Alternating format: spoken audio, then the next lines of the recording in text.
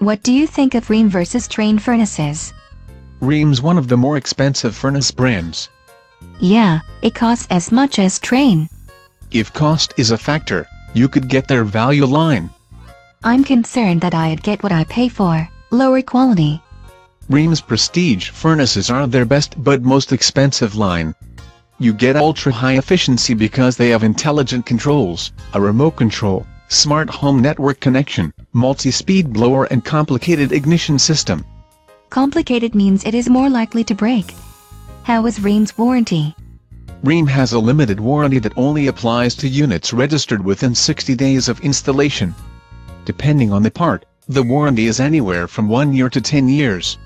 I'd be more concerned about the heat exchanger. If that goes out, the house goes cold. And so do all the shoulders in my family. Rheem has a warranty on their heat exchangers. The more expensive furnaces have a lifetime warranty, but I think is more a mayfly's life than a human lifetime.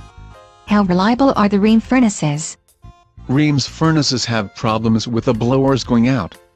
The thermometers and heat sensors too, which you realize when it shuts off too soon or just won't stop. I need advice on Trane furnaces too.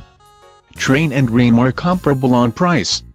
Trane is theoretically better on service and really good on honoring their warranty. I heard Trane was really efficient.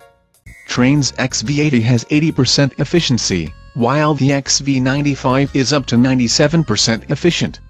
But in reality it is 95%, hence the name.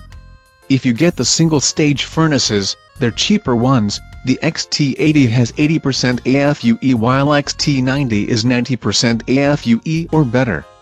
That's not bad. Which one is better?